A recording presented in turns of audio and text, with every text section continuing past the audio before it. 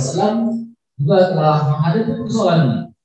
Kemudian bagaimana setiap zaman kita bisa menyiapkan, ya, karena Rasulullah sudah berpesan kepada kita untuk menghadapi zaman kosa. Jadi hadis itu memang sangat-sangat kontekstual, ya. Artinya Nabi Muhammad SAW adalah nabi akhir zaman sampai berakhirnya dunia ini, ya, hadis-hadis atau perkataan pedoman yang telah ditinggalkan oleh Rasulullah SAW akan selalu bisa menjawab semua tantangan itu. Tinggal bagaimana kita bisa merumuskan strategi yang pas untuk menghadapi pedoman yang kita hadapi pada hari ini. Baik, Bapak Ibu hadirin yang dirahmati Allah, juga dengan jamaah di Zoom ya maupun Facebook ya, live streaming. Pada pagi ini kita juga akan mendengarkan barangkali dari sisi pandangan sosiologis, karena ini kami kebetulan sama-sama berlatar pemikiran yang sama ini. Beliau ini adalah seorang sosiolog juga. Nanti akan membahas dari terminologi sosiologis, kemudian juga terminologi keislaman juga, karena beliau doktornya ini di bidang tafsir ya. Ini uniknya Pak calon dokter Zulfikar ini. Beliau punya lintas ilmu yang cukup beragam ya. S1-nya di KS, ilmu yang sangat teknis nih, solusi kesehatan sosial. S2-nya di sosiologi, dan ini dokternya di tafsir ya. Jadi kita mintakan sudut pandang beliau melihat masalah post-trend ini 20 menit depan. Silakan Pak Haji. Baik, bismillahirrahmanirrahim. Assalamualaikum warahmatullahi wabarakatuh. Pertama, saya agak berat hati sebenarnya dengan guru saya waktu di Al-Kausar. Tapi kita harus tampil, ikut memberikan peran. Kita minimal perannya di pembicara aja lah dulu. Dan tema ini dipikir menarik karena saya pengen melihat dalam kacamata sosiologis dan filosofis ya. Kenapa saya lebih suka itu dan mengapa saya ngambil mata jurusan itu? Saya masih ingat di ruangan ini juga almarhum Ustadz Fasli Jadid dulu ngomong, kita harus kuasai ilmu antropologi, sosiologi. Kalau nggak bisa kita mengembangkan dakwah, kita tidak bisa memahami masyarakat dengan baik. Yaitu saya punya niat untuk mendalami ilmu sosiologi. Akhirnya saya dalami sampai kemudian saya konsen di masalah keilmuan itu. Maka pada kesempatan ini dalam konteks sejarah dan dalil-dalil menurut Al-Quran dan hadis ataupun sejarah Islam tadi sudah sangat panjang lebar disampaikan oleh Ustaz Arman Husni, maka saya akan melihat dari sudut pandang yang sedikit berbeda karena saya disuruh jadi pembanding kan? Dan itu harus mencari perspektif yang lain. Perspektifnya sama nggak jadi pembanding namanya, karena saya disuruh jadi pembanding maka saya masuk dalam perspektif yang berbeda. Yang pertama,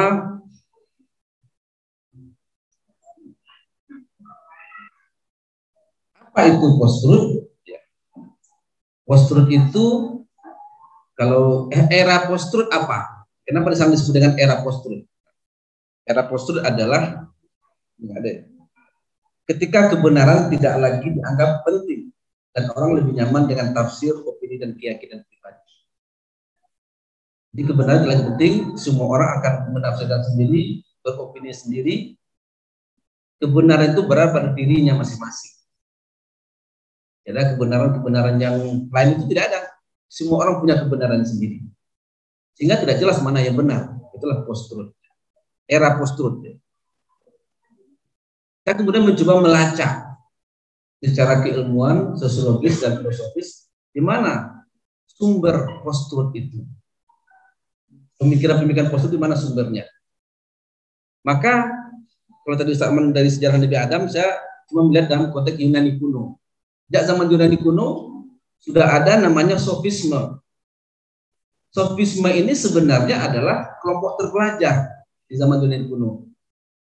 Mereka para orang yang mengerti bahasa, sastra, matematika juga pintar. Salah satu tokoh sofisme itu Pitagoras, yang rumusnya masih kita pakai sampai sekarang. Tetapi para sofis ini Ini kalau Bapak Ibu ingin dalami, baca buku Alam Pikiran Yunani kalangan Hatta. Itu sangat jelas menguraikan tentang sofisme ini. Itu mahar belum menikah dulu. Jadi harus menulis bukunya kemudian Alam Pikiran Yunani. Mereka adalah orang yang mengajar tetapi mampu bermain kata-kata, berretorika, sehingga akhirnya orang harus ikut dengan dia. Padahal kalau diuji secara logis belum tentu benar. Bahkan banyak tidak benarnya. Itu sofisme. Jadi para ilmuwan kemudian itu namanya retorika. Cuma retorika saja. Maka muncullah tokoh seperti Sokrates yang mencoba mengkritik itu. Sokrates menggunakan pendekatan kritis. Dia bertanya. Setiap apa disampaikan itu ditanyain sampai orang sofis itu kebingungan untuk menjawabnya. Karena dia tidak mau menjawabnya, ya sudah. Dia tidak punya konstruksi berpikir dan logika yang kuat. Hanya cuma bermain kata-kata sehingga kebenaran itu bisa tertutup. Tapi Sokrates tidak sukai sampai kemudian dia dipaksa mau minum racun sendiri atau dipaksa untuk minum racun. Dia memilih kemudian minum racun sendiri. Tapi muridnya Plato, Aristoteles kemudian menuliskan buku-buku tentang dia yang mengajarkan tentang logika dan bagaimana cara berpikir yang benar. Tidak hanya melantur, hanya bermain kata-kata saja, tapi tidak ada logikanya. Misalnya Aristoteles sempat merumuskan namanya silogisme, cara berpikir logis. Itu zaman Yunani kuno. Jadi memang sudah ada post-truth ya, memutarbalikkan kebenaran itu memang sudah ada sejak zaman Yunani juga dalam tinjauan filosofisnya. Kemudian yang sangat besar pengaruhnya menurut saya itu adalah pemikiran Nietzsche. Nah, Nietzsche ini seorang filsafat Jerman, ahli filsafat Jerman yang banyak sekali mempengaruhi pemikiran manusia di dunia tentang kebenaran, misalnya beyond good and evil. Dia mengatakan tidak ada kebenaran tunggal itu. Kebenaran itu jamak, semua orang boleh mengklaim kebenaran. Karena kebenaran tergantung situasinya, konteks dan segala macam. Itu yang diyakini benar oleh banyak orang. Jadi orang tidak bisa mengklaim dia benar, orang lain juga benar. Kalau dikaji lagi dalam bukunya Genealogi Moral, misalnya Nietzsche itu mengatakan Tuhan yang sebagai sumber moral itu hanya pikiran manusia saja. Ya, dia mengatakan good is dead, Tuhan sudah mati. Sehingga dia mengembangkan paham namanya nihilisme, nihil. Semuanya nggak ada yang benar, kebenaran relatif semuanya. Terakhir dia menyatakan dari perkembangan dia itu, dia menawarkan sosok manusia yang ideal, yang semestinya dicapai oleh manusia adalah istilahkan dengan Ubermensch. Apa itu Ubermensch? Manusia yang melepaskan ketergantungan kepada siapapun, kecuali hanya kepada dirinya. Jadi orang yang hebat itu menurut Nietzsche adalah orang yang hanya bergantung kepada dirinya sendiri, termasuk tidak perlu bergantung kepada Tuhan. Itu yang kemudian di dalam pemikiran filsafat dan sosiologis membentuk masyarakat. Sehingga muncullah istilah postmodernisme, poststrukturalisme, post-truth dan segala macam itu post-post. Itu dari pemikiran Nietzsche yang mencoba membongkar pemikiran-pemikiran yang mapan sebelumnya dengan merelatifkan kebenaran itu. Sehingga lahirlah modernisme, postmodernisme. Cuma Nietzsche itu meskipun dia punya gagasan tentang Ubermensch, manusia yang agung, manusia yang hanya bertumbuh pada dirinya sendiri, tapi dia secara hidup pribadinya dia tidak berhasil. Dia orangnya penyakitan, yang terakhir dia sakit jiwa, gangguan mental, sampai kemudian dia meninggal dunia. Itulah bedanya filosof dengan nabi. Kalau nabi itu memang sosok yang bisa kita tiru. Filosof itu ya bisa seperti Nietzsche. Hidupnya bukan menjadi seorang yang bisa kita tiru. Pikiran-pikirannya banyak mempengaruhi orang, tetapi dirinya nggak bisa ditiru. Kenapa? Kemudian dia gila. Artinya sosok Ubermensch itu tidak ada pada dirinya. Stres dia memikirkan sendiri gitu ya. Tetapi pikiran dia itu mendorong perubahan. Tidak hanya dia ya, sebetulnya banyak ya. Tapi saya hanya mengutip dia saja karena saya menghubungkan antara modernisme dengan postmodernisme. Modernisme itu kan sudah mulai dari abad ke-16-17 ya. Barat makin maju, mereka mulai sadar ada istilahnya Renaissance. Satu, mereka menyadarkan kembali kebangkitan mereka di zaman Romawi dulu untuk bangkit kembali, tercerahkan kembali, sehingga berkembanglah modernisme. Postmodernisme adalah mendekonstruksi kembali postmodernisme itu, melawan, ya, merubah. Tetapi ada hal yang mirip. Modernisme itu mendorong melemahnya ikatan komunal. Makanya kalau kita di masyarakat kita, karena akibat modernisasi, ikatan komunal kita melemah. Karena proses sosiologis demikian, ada pergeseran dari kalau teori-teori klasik seperti Emil Durkheim misalnya, dari soliditas mekanik kepada soliditas organik, di mana orang awalnya tergantung pada sistem bersama, kemudian dia mulai mencari sendiri-sendiri. Karena sistem bersama tidak lagi mampu memenuhi kebutuhannya. Contohnya di Minangkabau misalnya, juga mengalami proses modernisasi. Dulu orang hidup dengan harta pusaka. Sekarang tidak mampu lagi harta pusaka memenuhi kebutuhan anggota kaumnya. Akhirnya anggota harus mencari sendiri. Ketika dia sudah mulai mencari sendiri, dia mulai punya otonomi. Ikatan komunalnya melemah. Mulai memiliki otonomi dan dia mempertimbangkan kepentingannya sendiri. Meskipun dia terkadang punya jiwa sosial, tetapi dia sudah mulai mempertimbangkan diri sendiri. Jadi akibat modernisasi terjadi penguatan individu. Tetapi akibat postmodernisme, individu semakin kuat dan menjadi otonom. Orang lain tidak boleh lagi intervensi pada diri. Nah, di sini berkembang konsep tadi sudah sampai konsep HAM. Ada lagi sekarang namanya libertarianisme. Libertarianisme itu ada koreksi dari liberalisme yang sekarang menurutnya sudah mulai berubah, sudah mulai akomodatif terhadap aturan dan mempertimbangkan orang. Libertarianisme sebenarnya bebas-bebasnya, itu yang klasik. Tapi sekarang penganut paham liberal sudah mulai memperhatikan orang miskin, memperhatikan orang terlantar semacam. Maka muncul namanya libertarianisme. Apa itu? Orang-orang yang kemudian mengutamakan otonomi dirinya. Orang nggak boleh ikut campur tentang pertimbangan dirinya. Siapakah pemilik diri? Pertanyaan mendasar, siapa pemilik diri? Kata dia, saya individu pemilik diri.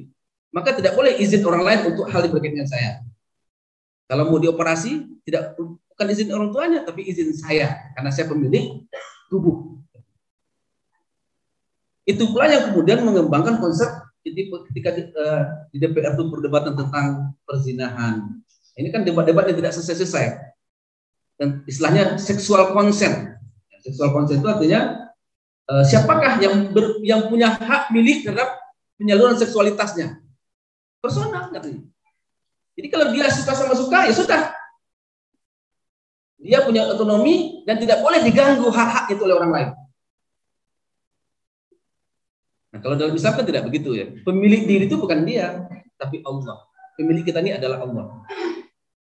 Karena itu kita harus ikut kehendak Allah. Ketika orang mengatakan dia milik dirinya sendiri, bisakah dia menolak kematiannya? Berarti dia tidak berkuasa terhadap dirinya. Kalau dia tidak berkuasa terhadap dirinya, berarti sebenarnya dia bukan pemilik dirinya.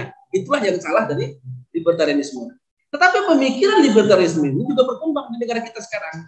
Bahkan di kalangan aktivis Islam, saya menyebut tokoh kita begitu. Pokoknya kalau urusan keyakinan saya nggak boleh gugat yang lain. Ya, ini keyakinan saya punya otonomi, Anda jangan ikut campur urusan keyakinan saya.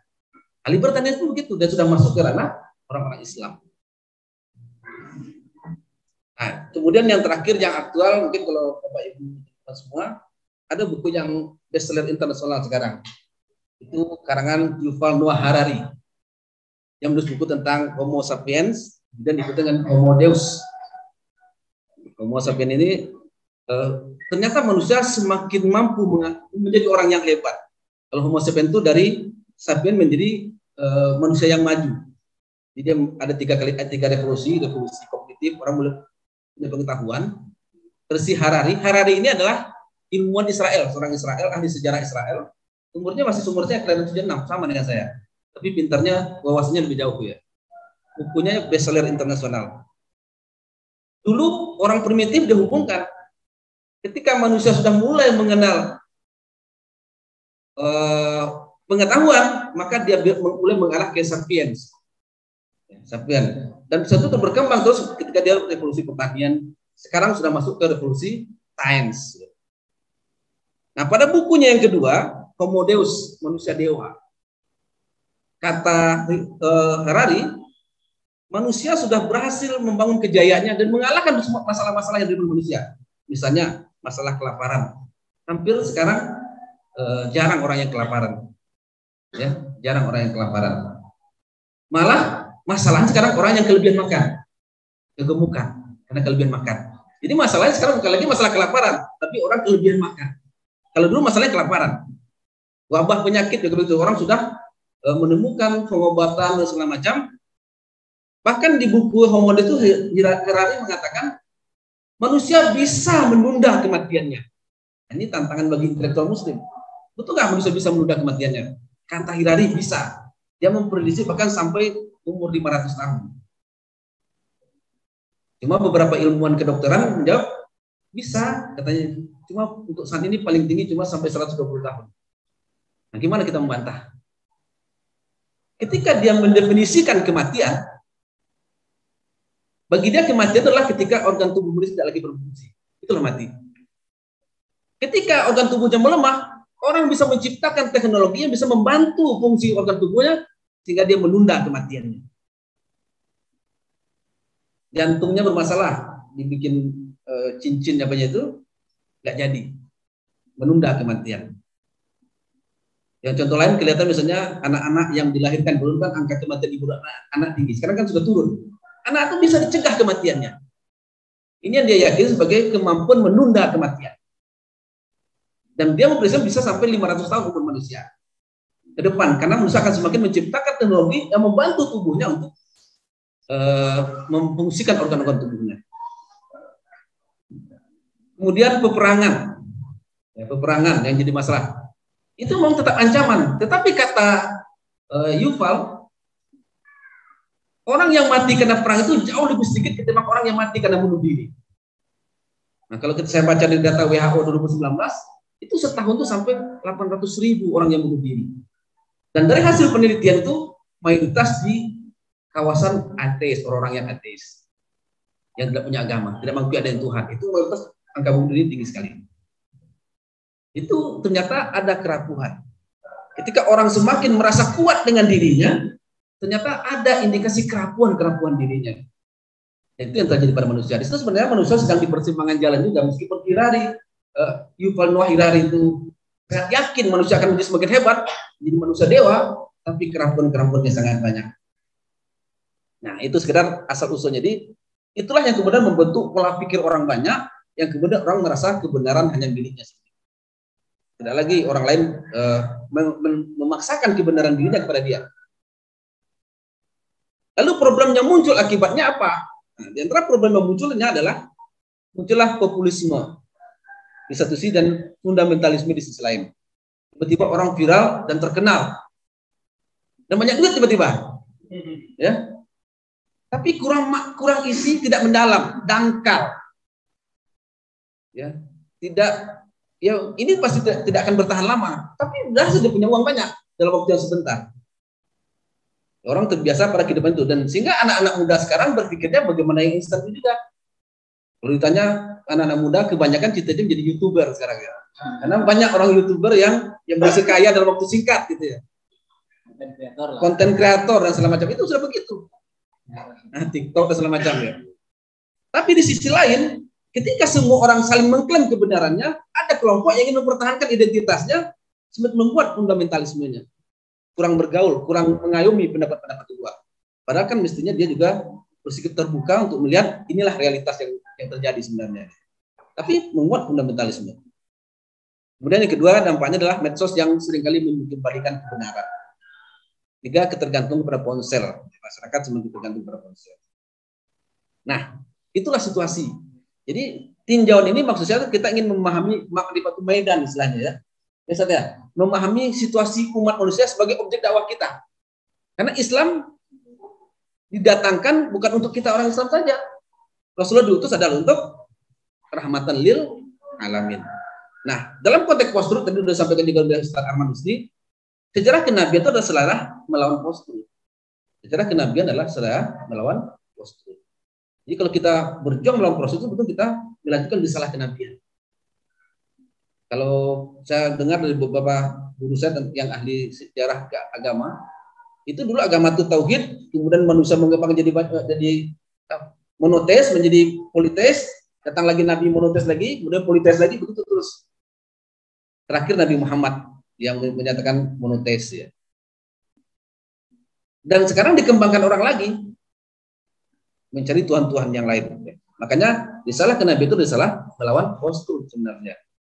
Tapi bagaimana kita menghadapi orang? Saya menganggap fungsi dasar manusia. Kalau kita lihat Al-Quran itu adalah sebagai hamba, wa ma khalaqtul jinna wal insa illa liya'budun, tidak akan jin dan manusia lain untuk beribadah sebagai hamba. Tetapi kita juga ditugaskan sebagai khalifah, yaitu menyebarkan rahmat ke sekalian alam. Surat Al-Baqarah ayat 30, kemudian surat 33 itu juga tentang amanah, ketika Allah memberikan amanah kepada gunung-gunung, bumi, dan batu-batu. Mereka nggak mau bersedia, tapi manusia menanggung amanah itu.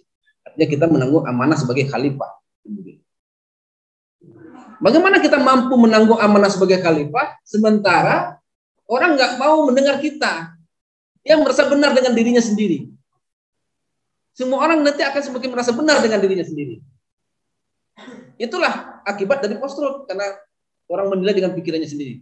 Orang yang banyak ilmu dengan sedikit ilmu, mereka mengklaim kebenaran sendiri. Nah, saya kemudian berpikir, tadi Ustaz Arman sudah menyebutkan kalau kita lacak kualitas lembaga pendidikan kita pada ilmu-ilmu yang sangat penting, itu kita selalu kalah. Jadi kalau saya umpamakan, kalau kita mutu pendidikan kita segini, orang segini, kita akan mengejarnya, tapi dia juga berkembang terus. Ujung-ujungnya kita nggak pernah mampu mengejarnya. Kita memang berkembang, tapi mereka juga berkembang. Lalu kalau begitu, gimana caranya kita melakukan percepatan agar perkembangan mereka itu bisa kita kejar? Makanya saya selalu mengkritik kalau ada orang mengatakan kita perlu mencetak generasi ini, mencetak ini. Kalau mencetak, tidak akan pernah melebihi cetakan. Produk yang dihasilkan itu tidak akan pernah melebihi cetakan. Lalu apa? Nah, ketika saya membaca surat Ar-Ra'd ayat 11, la yughru ma bikum hatta yughru ma bi anfusihim. Allah tidak akan merubah nasib suatu kaum sebelum nafs itu diri, pribadi, ego. Kalau bahasanya Iqbal, khudi.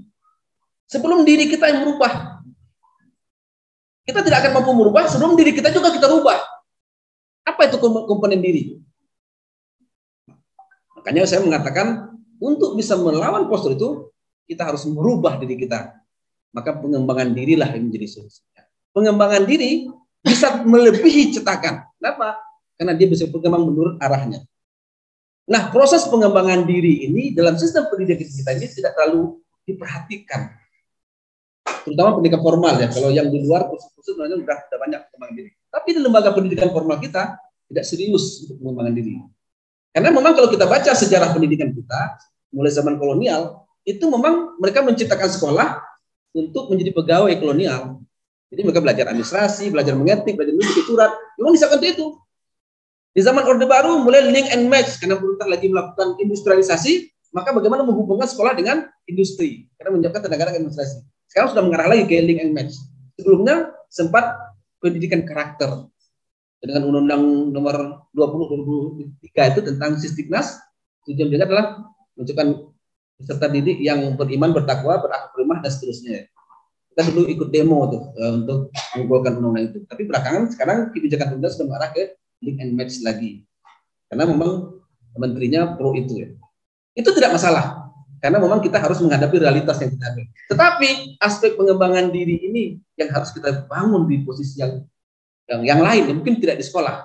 Ini sinilah PII Training College memerankan itu. Kalau perlu kita nanti bikin sekolah pengembangan diri di sini. Karena orang-orang yang punya kapasitas dirilah yang bisa menanggung amanah sebagai khalifah. Kita kan sudah tugas sebagai khalifah, tapi apakah kita sanggup menanggung amanah sebagai seorang khalifah? Orang-orang yang punya kapasitas dirilah yang mampu untuk menerima beban khalifah itu. Nah, dakwah di arah postur adalah pengembangan pribadi. Orientasi peradaban dewasa ini semakin memperkuat posisi manusia. Maka dakwah harus mampu melahirkan individu pada derajat tertentu dengan karakter manusia sempurna, insan kamil. Derajat pribadi dengan kapasitas kedewasaan tinggi, akhlak yang kokoh, kepribadian kecerdasan, kapasitas kecerdasan, dan kemampuan amanah yang tinggi. Inilah yang akan mampu mengemban tugas kekhalifahan. Ini empiris ya. Saya kerja di DPR, staf ahli DPR. Kita sering berubah perubahan. Tapi ketika kita ditugaskan untuk mengurus sebuah amanah, kapasitas kita tidak cukup. Itu real masalah kita diantaranya. Karena kapasitas kita tidak cukup. Akhirnya orang lagi ngambil. Ini nyata. Di DPR itu ketahuan betul ya. Itu masalah kita. Kemudian, lalu bagaimana mengembangkan diri? Nah, saya mengutip pikirannya Sir Muhammad Iqbal. Karena ketika saya mencari di manakah rujukan yang kokoh untuk pengembangan diri, saya menemukan di bukunya Iqbal. Dia seorang filosof yang mampu menjawab tantangan modernitas sebenarnya. Dia mengembangkan konsep insan kamil juga, tapi perfect man dia istilahnya ya. Dia sedikit membantah, menolak pikiran-pikiran dari para sufi yang sebelumnya yang sudah menggagas tentang insan kamil seperti Ibnu Arabi, Abdul Karim Al-Jili yang menempatkan wahdatul wujud, kemenyatuan dengan Tuhan, kemudian Nur Muhammad sebagai inspirasinya. Tapi Iqbal tidak. Dia bukan melihat Muhammad dalam sosok Nur Muhammad, tapi dia melihat Muhammad sebagai seorang manusia. Makanya dalam bukunya The Construction Religion of Islam itu menulis, dia mengutip pendapat seorang ahli sufi India namanya Abdul Qudus. Demi Allah katanya, kata Abdul Qudus, kalau saya sampai ke langit, saya tidak akan turun lagi ke bumi, saya akan hidup tenang dekat dengan Allah di langit. Tapi Muhammad tidak. Ketika dia sampai ke langit, dia turun lagi ke bumi untuk mengemban tugas kekhalifahan di bumi. Itu penuh risiko. Jadi tidak cukup dengan sufi, kata Iqbal. Kita juga harus berani turun menjadi khalifah yang akan menjawab tantangan zaman. Itu dengan kapasitas diri. Dan Rasulullah itu kapasitas dirinya luar biasa. Cuma memang kajian-kajian, saya mungkin belum ya, kajian-kajian kita tentang sosok Rasulullah dalam konteks kapasitas diri dan kepribadiannya, kedewasaannya, kematangannya, itu tidak banyak ilmuwan kita membahas. Mungkin ke depan ini menarik untuk menjadi objek kajian. Gimana Rasulullah kapasitas kepribadiannya luar biasa. Maka kata Iqbal, kita harus membentuk kepribadian yang kokoh, yang mengikut kepada Rasulullah. Meskipun nanti kita mampu mencapainya, mungkin di bawahnya kita akan lebih baik. Dan yang seburuk-buruk aja yang punya mata tapi tidak bisa mendengar, yang punya telinga melihat, punya telinga tapi tidak bisa mendengar, punya hati tidak bisa memahami, itulah seperti binatang ternak, bal abdal, bahkan lebih sesat. Jadi derajat pribadi yang rendah itulah orang yang seperti itu. Tapi derajat pribadi yang tinggi itulah Rasulullah SAW. Kita sampai di mana di antaranya? Lalu bagaimana cara memperkuat itu? Iqbal menunjukkan ada 3 tahap. Yang pertama, ketaatan kepada syariat. Itu yang pertama. Jadi kalau ada orang dulu kalau di IAIN saya diskusi, kita kaji dulu. Kalau Iqbal tidak begitu. Kalau itu kata perintah, taat dulu. Setelah itu baru cari hikmah. Taat dulu, baru cari hikmahnya. Kenapa? Kalau kita tidak taat dulu, ya belum tentu kita taat nanti. Kita gugat-gugat. Seperti orientalis yang tidak pernah masuk Islam. Kenapa? Karena dia mencari kelemahan. Mengkaji dulu. Kata Iqbal, taat. Setelah taat baru cari hikmahnya. Nah, ketaatan di sini Iqbal mengumpamakan seperti onta. Bagaimana onta? Dia berjalan di tengah padang pasir tanpa sedikit pun mengeluh dan dia konsisten ke arah tujuannya. Setiap jejak-jejak langkahnya itu ada bekasnya. Jadi proses pendidikan itu jejak-jejak langkah kita artinya kita punya pengalaman setiap langkah. Itulah yang tidak banyak dapat di pendidikan formal kita. Kita banyak nyulit tapi proses pengalaman tidak sejalan dengan pengetahuan kita. Kalau kata Iqbal, mestinya pengalaman dengan Tuhan itu sejalan dalam proses jika jadi proses kematangan diri. Di Minangkabau sebetulnya agak lebih baik. Ada cara berpikir orang Minang itu raso tu pareso. Dirasakan dulu baru diperiksa. Artinya antara pengalaman dengan pemikiran itu antara dengan pengetahuan itu bisa saling bersinergi dan itu memproses kematangan orang lebih cepat. Mungkin itu dulu orang kita banyak di tokoh dulu karena proses raso pareso itu berjalan sehingga proses kematangan dirinya lebih cepat. Kedua, kata Iqbal, self control, pengendalian diri. Nah, kita materi-materi di sekolah hampir tidak ada pengendalian diri ini. Padahal itu adalah fondasi bagi kita menjadi orang yang matang dan dewasa. Nah, Iqbal mengatakan pengendalian diri. Di antara sarana pengendalian diri itu adalah rukun Islam, kata Iqbal. Di antaranya. Saya mau memikir, gimana sih caranya rukun Islam untuk mengendalikan diri? Saya ada seorang ahli psikologi, siapa namanya? Max Millen ya. Dia mencoba meneliti tentang metode self control, bagaimana melatih kendali diri. Dengan dia gunakan istilah menunda kepuasan. Menunda kepuasan. Dia ada anak-anak, dia teliti ya, dia coba uji. Setiap anak itu dikasih coklat, tapi kemudian dia mengatakan, kalau misalnya dia mengatakan memberikan itu jam 10. Kalau kamu bisa menahan tidak makan coklat itu satu-satu pada saat ini, nanti jam 4 saya tambah 5 lagi. Jadi bagi anak yang bisa menahan diri untuk tidak makan coklat saat itu, sampai jam 4, nanti jam 4 akan ditambah 5 lagi. Ternyata sebagian anak makan, nggak tahan dong. Tetapi ada anak-anak yang mampu menahan. Kemudian dalam hasil investigasinya Maximilian itu, setelah dia bekerja, anak-anak yang mampu menahan itu ternyata lebih berhasil dalam hidupnya. Dia lebih punya kontrol diri lebih bagus. Jadi salah satu cara metode mengontrol itu adalah menunda kepuasan. Ditahan dulu. Itu sudah ada di konsep puasa. Kita disuruh menahan dulu. Mestinya kita sudah setiap tahun berpuasa, kendali diri kita lebih bagus. Orang mengembangkan teori ini, kita sudah ada konsep di puasa. Ini salah satu contoh aja bagaimana hukum Islam itu mendorong orang punya kemampuan pengendalian diri. Nah, sudah ada di puasa. Cuma kita puasanya hanya haus dan lapar aja saya. Itu yang jadi problem kemudian. Ini dikit lagi. Kemudian ketiga, wakil Allah di bumi. Nah, inilah ketika kita sudah punya kapasitas diri, kesabaran, kematangan, emosi, terkontrol, maka kita sesuatu mengemban tugas sebagai khalifah wakil Tuhan yang siap bertarung dengan realitas dengan pertahanan diri yang kokoh dan profesionalitas yang tinggi. Itulah jadi orang-orang hebat. Itulah yang mengarah ke insan kami. Kalau kita punya orang-orang hebat seperti itu, betul kata Bung Karno, punya 10 orang pemuda akan kugoncangkan dunia, itu betul. Kalau orangnya seperti itu, mungkin kita saat ini punya Erdogan, punya Anwar Ibrahim. Siapa lagi? Cuma 2 orang, tapi udah goncang juga dunia sedikit. Apalagi kalau kita punya 10 beberapa, akan goncang dunia dengan kapasitas diri yang luar biasa tadi. Ini akan bisa mengemban tugas sebagai wakil Allah di bumi.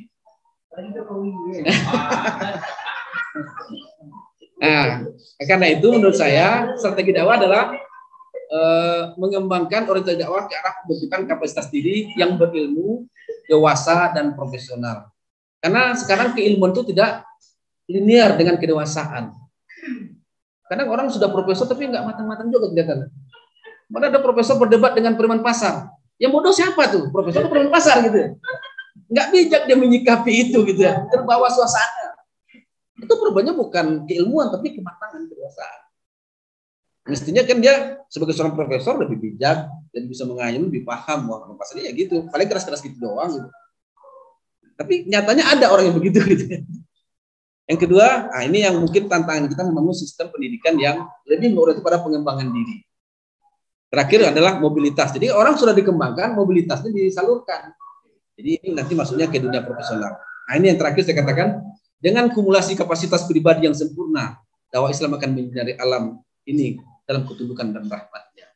Jadi kita harus mengupgrade kapasitas pribadi kita secara lengkap menjadi pribadi yang mengarah pada insan kamil seperti Rasulullah SAW. Karena Rasulullah adalah teladan kita. Terakhir penutup, saya bacakan puisi, salah satu cuplikan puisi Iqbal dalam Asra'i Hudi. Segala bentuk peristiwa adalah akibat dari sang pribadi. Apapun yang engkau saksikan itu semata sebab rahasia pribadi. Bila pribadimu bangkit mengatasi kesadaran, mewujudkan dunia ide dan pikiran sejati. Bila kehidupan menghimpun tenaga dari sang pribadinya, sungai kehidupan meluas ke alam, ke dalam samudera raya. Begitulah pengaruh pribadi. Sehingga sosok Rasulullah itu betul-betul menyinari alam. Begitulah kekuatan pribadi mewarnai seluruh dunia. Wallahu a'lam bishawab. Mohon maaf kalau ada kekurangan. Assalamualaikum warahmatullahi wabarakatuh.